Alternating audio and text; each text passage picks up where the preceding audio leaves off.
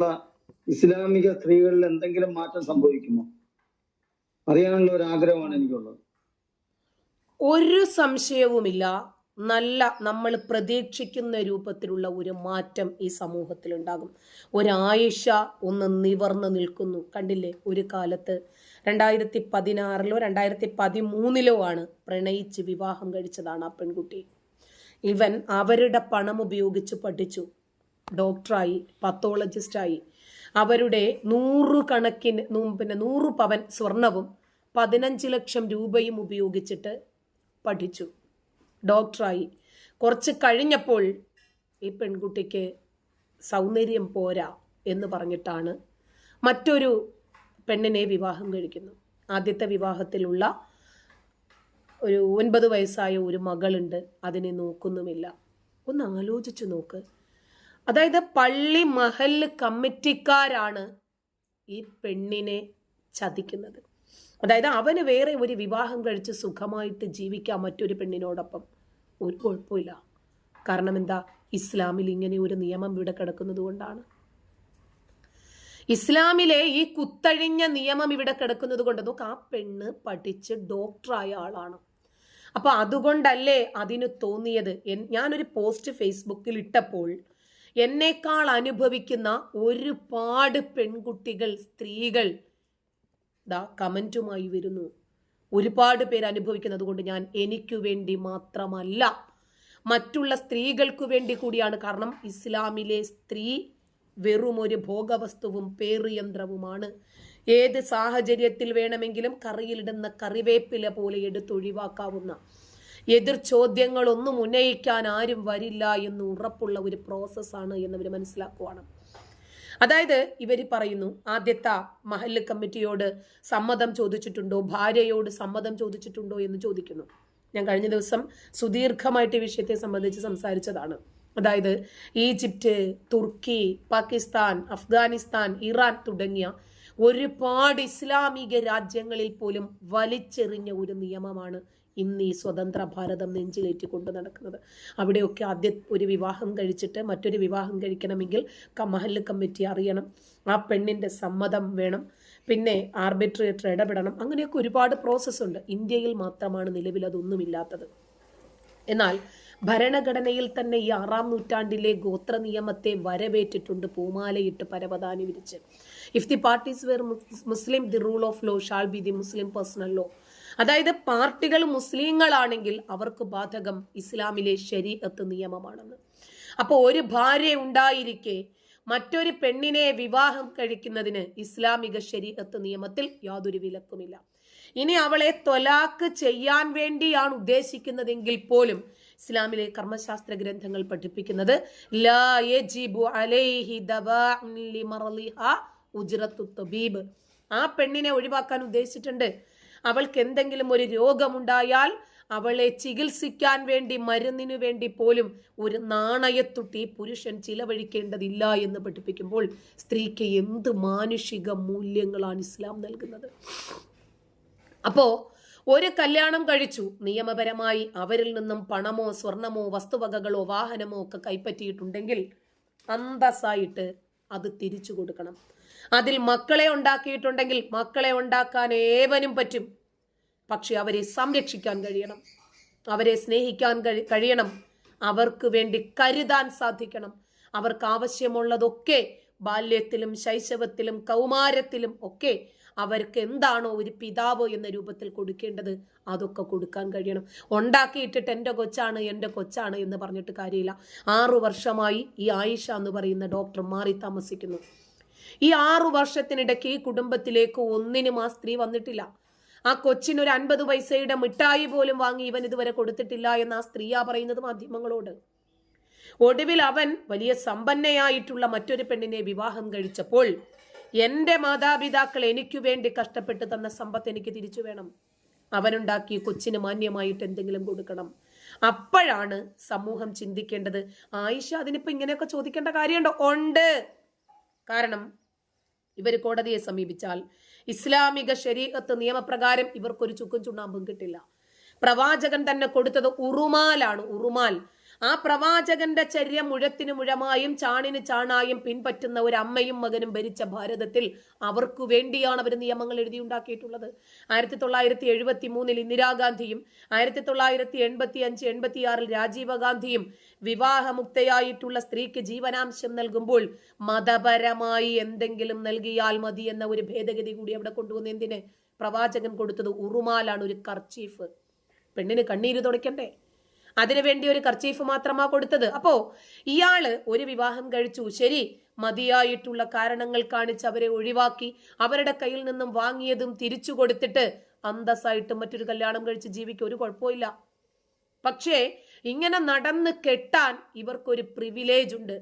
തന്നെയുമല്ല, കൂടുതൽ കല്യാണം കഴിക്കുന്നതാണല്ലോ ഇസ്ലാമിന്റെ ഒരു വളർച്ചയ്ക്ക് അനിവാര്യമായിട്ടുള്ളത് എന്ന് പറയുന്ന ആ പയ്യന്റെ തന്നെ ബന്ധുക്കളെയും ഇന്ന് മാധ്യമങ്ങളെടുത്ത് പുറത്തിട്ടിട്ടുണ്ട്. ഞാൻ 2 വിവാഹം കഴിച്ചു അടുത്ത് നോക്കിക്കൊണ്ടിരിക്കുകയാണ്, ജോലി എന്തെങ്കിലും ഉണ്ടോ? ഒരു ജോലിയും ഇല്ലാന്ന്, ഒരു വൃദ്ധനാണ്. അപ്പോ പ്രേമിച്ചവരെ ഒരു കാരണവശാലും കല്യാണം കഴിക്കരുത് എന്നും പ്രേമവിവാഹമൊന്നും നിലനിന്ന ചരിത്രമില്ലെന്നും അദ്ദേഹം പറയുന്നു. ഈ സാമൂഹ്യ വ്യവസ്ഥയിൽ ഇവരൊക്കെ ഏത് രൂപത്തിലാണ് ഓരോ കാഴ്ചപ്പാടുകൾ മുന്നോട്ട് വെക്കുന്നത്? ഇപ്പോ ഈ ആയിഷ ഈ 6 വർഷമായിട്ട് ഒന്നിനും വന്നിട്ടില്ല. ഇപ്പോൾ ഇന്ന് 15 ദിവസമാകുന്നു ഭർത്താവിന്റെ വീടിന് മുന്നിൽ അവൾ സമരത്തിലാണ്. എന്തിന്?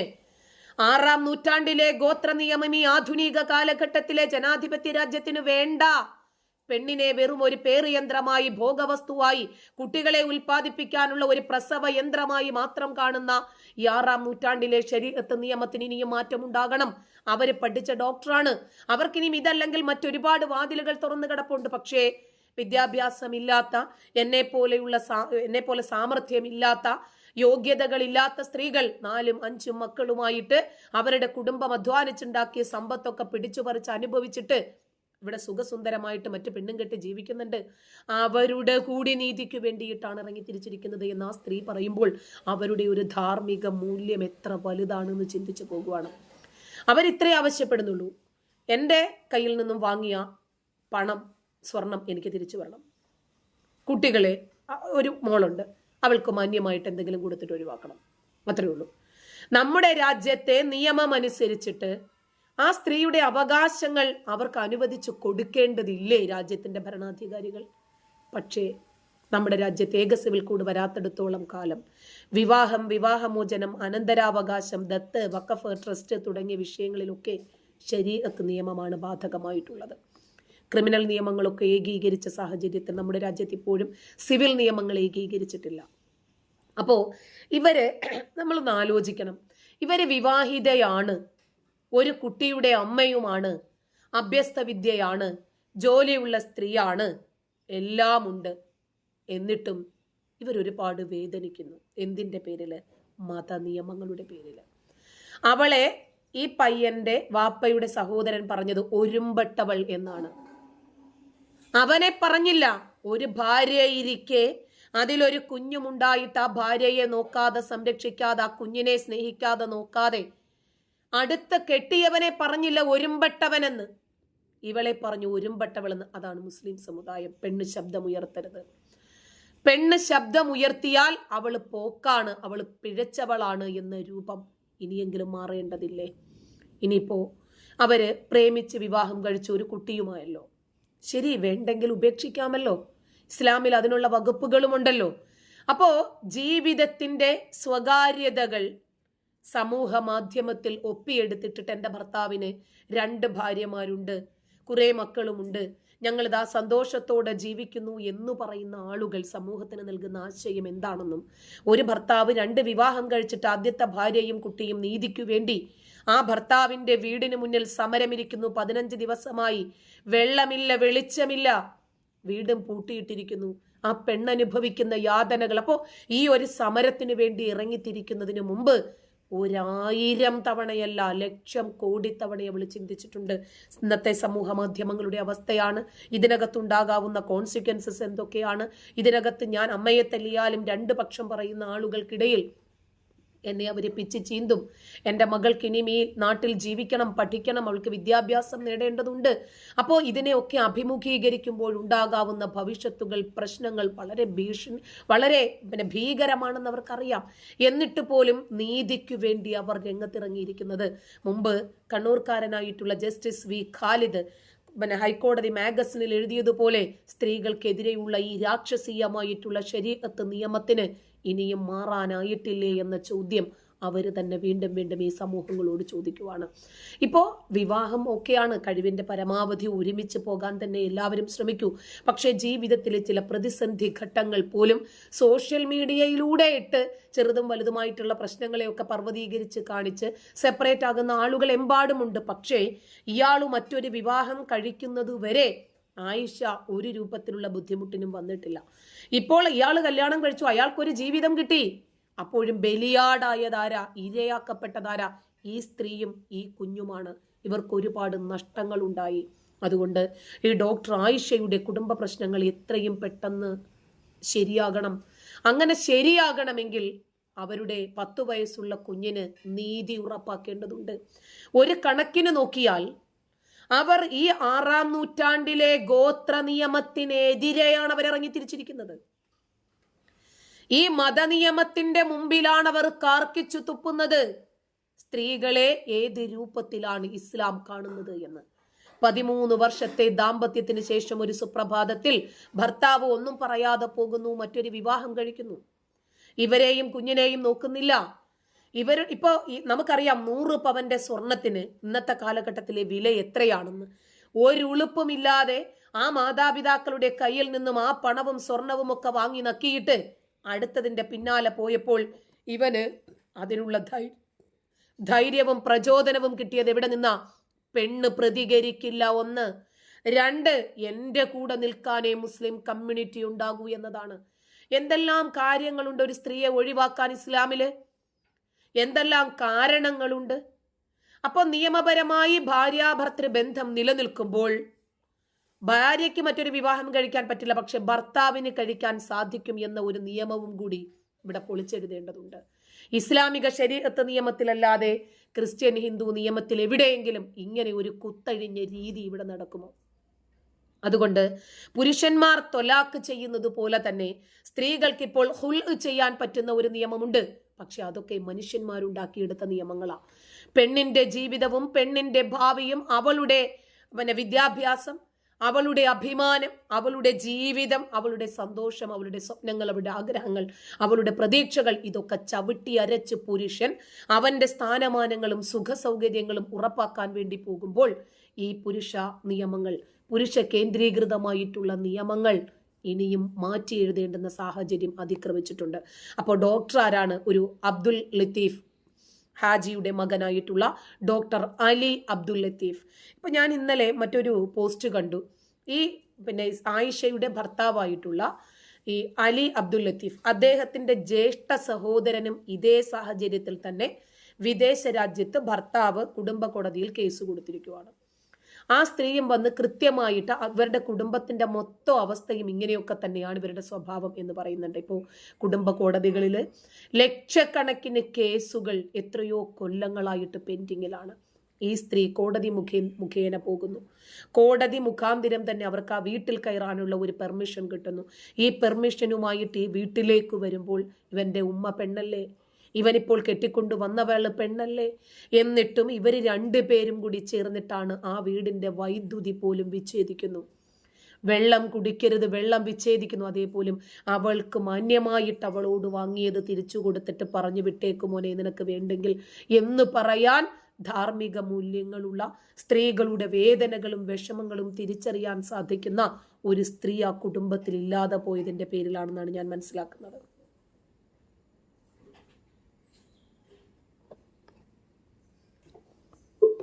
ഇത് മുന്നോട്ട് പോയി കഴിഞ്ഞാൽ കേരളക്കരയിലുള്ള സ്ത്രീകളൊക്കെ കുറെയൊക്കെ ഇത് മനസ്സിലാക്കും. അപ്പൊ ഒന്നിച്ചിറങ്ങാനുള്ള ഒരു സാധ്യത ഉണ്ടോ? തീർച്ചയായിട്ടും സോഷ്യൽ മീഡിയയിൽ വലിയ രൂപത്തിലുള്ള ക്യാമ്പയിനുകൾ തുടങ്ങിയിട്ടുണ്ട്. ഒരുപാട് സ്ത്രീകൾ തന്നെയാണ് ആയിഷയെ പ്രൊമോട്ട് ചെയ്യുന്നതും ആയിഷയ്ക്ക് നീതി ലഭിക്കണമെന്ന് പറയുന്നതും. അതിൻ്റെ ഇടയ്ക്ക് കുറച്ച് പുരുഷന്മാർ വന്നിട്ട് നിന്നെ അവൻ മടുത്തിട്ട് പോയതല്ലേ, പിന്നെ എന്തിനാണ് നീ അവന്റെ പുറകെ പിന്നെയും പോകുന്നത് എന്ന് ചോദിക്കുന്നുണ്ട്. അവന് വേണ്ടിയല്ല ആ സ്ത്രീയുടെ സമരം. ആ സമ്പത്ത് തിരിച്ചു വേണം. ഒരു പെൺകുട്ടിയുണ്ട്, അതിന് മാന്യമായിട്ട് എന്തെങ്കിലും നൽകണം. തികച്ചും ന്യായമാണ്. ഈ വിഷയത്തിൽ വളരെ പ്രത്യാശ ഉയർത്തുന്നുണ്ട്. കാരണം ഒരുപാട് സ്ത്രീ സംഘടനകൾ ഈ വിഷയത്തിൽ അഭിപ്രായം പറയുന്നത് വളരെ നല്ല ഒരു രീതിയായിട്ടാണ് ഞാൻ കാണുന്നത്. ഫാൻ ഒന്ന് എടുത്ത് വെച്ചേരെ.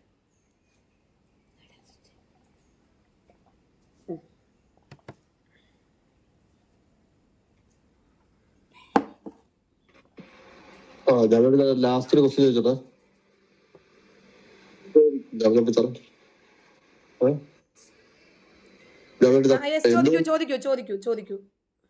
ഇപ്പോഴും അതായത് ഇപ്പോഴും മുസ്ലിം സ്ത്രീകള് ഇതിനെതിരായിട്ട് പ്രതികരിക്കാത്ത, അവർക്കറിയാലോ, അല്ലെങ്കിൽ മുസ്ലിമായിട്ടുള്ള സ്ത്രീകൾക്ക് അറിയാലോ അവർക്ക് സ്വത്തിന് പോലും അവകാശമില്ല, സ്റ്റേജിൽ കയറാൻ പോലും അവകാശം ഇല്ല എന്നുള്ളത് അവർക്കറിയാം. എന്നിട്ടും അവരെന്തുകൊണ്ടായിരിക്കും ഇപ്പോഴും ഇസ്ലാമിൽ പിടിച്ചു നിൽക്കുന്നത്?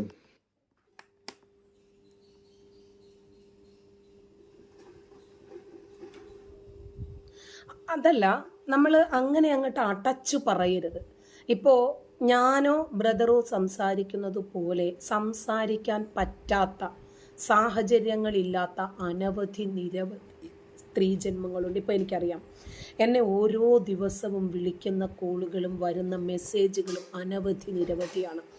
അവർ പറയുന്നത്, നിങ്ങൾ പറയുന്നതൊക്കെ ശരിയാണ്, നിങ്ങൾ പറയുന്നത് പോലെ പറയണമെന്നും പ്രതികരിക്കണമെന്നും ഞങ്ങൾക്ക് ആഗ്രഹമുണ്ട്. ഇപ്പോൾ ഞാൻ ഒരു വലിയ കുടുംബത്തിലെ അംഗമാണ്. 13 മക്കളിൽ ലാസ്റ്റുള്ള ആളാണ് ഞാൻ. ഈ 13 മക്കളും 13 കുടുംബങ്ങളിലാണ് പോയി കയറിയിട്ടുള്ളത്.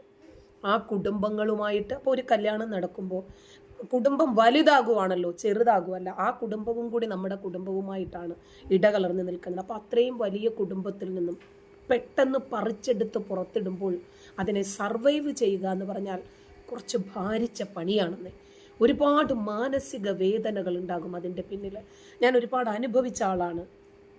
കണ്ണിലെ കൃഷ്ണമണി പോലെ നോക്കിയ ഒരു സഹോദരൻ, അവൻ മരിച്ചിട്ട് ഞാനാണ് അവസാന നിമിഷം വരെ അവനെ നോക്കിയതും സംരക്ഷിച്ചതും എല്ലാം.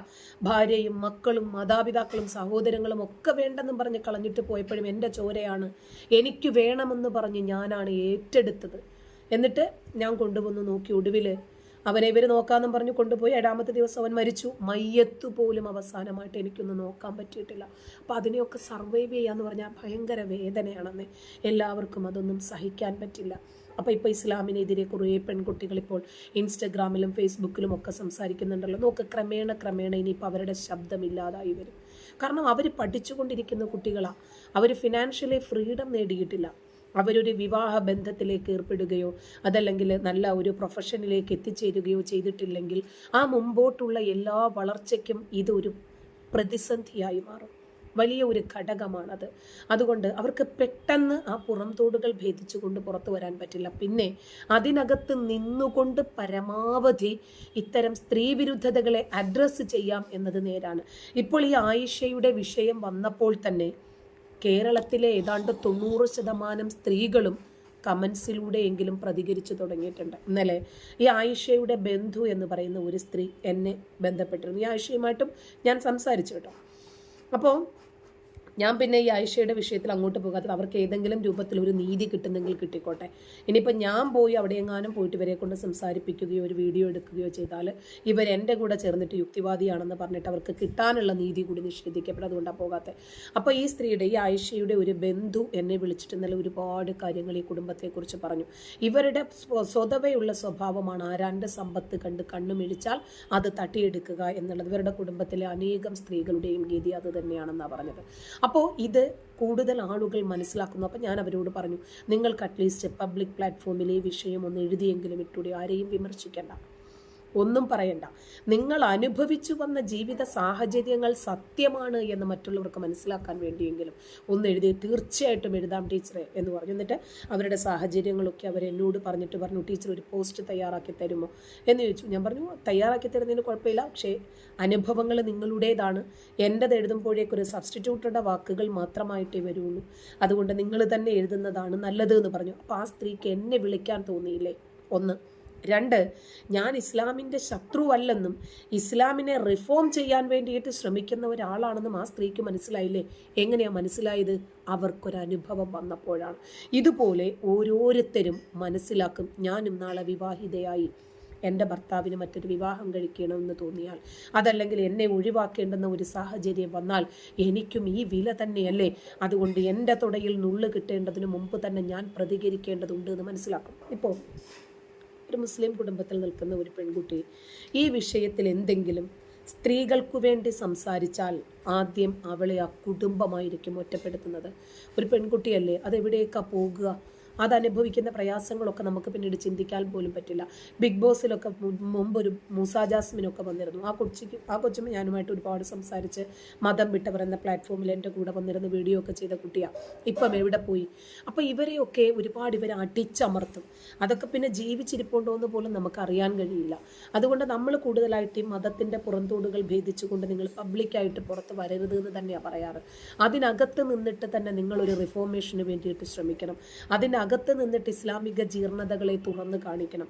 എന്നിട്ട് അവർക്ക് നല്ല രൂപത്തിൽ സ്വന്തം കാലിൽ നിൽക്കാൻ പറ്റും എന്ന ഒരു സ്വയം പര്യാപ്തത ഉള്ളപ്പോൾ മാത്രം അവർ പ്രതികരിക്കട്ടെ. ഇപ്പോൾ ഇന്ന് സോഷ്യൽ മീഡിയ ഉപയോഗിക്കുന്നത് ഏറ്റവും കൂടുതൽ മുസ്ലിം സ്ത്രീകളല്ലേ? അവർ ഈ വിഷയത്തെ സംബന്ധിച്ചിട്ടൊക്കെ ശക്തമായിട്ട് പ്രതികരിക്കുന്നില്ലേ? അത് തന്നെ നല്ലൊരു ലക്ഷണമാണ്. അല്ലാതെ ഇപ്പം ഞാൻ പറയുന്നത് പോലെ ഇത്രയും ഓപ്പണായിട്ട് പെച്ചിക്കീറി വെയിലത്ത് വെക്കുന്ന ഒരു സാഹചര്യത്തിലേക്ക് വരണം എന്ന് ആഗ്രഹിക്കരുത്. അവരൊക്കെ പ്രതികരിക്കുന്നുണ്ട്, നല്ല പ്രതികരണങ്ങൾ. അത് നല്ലതാണെന്നാണ് എനിക്ക് തോന്നുന്നത്.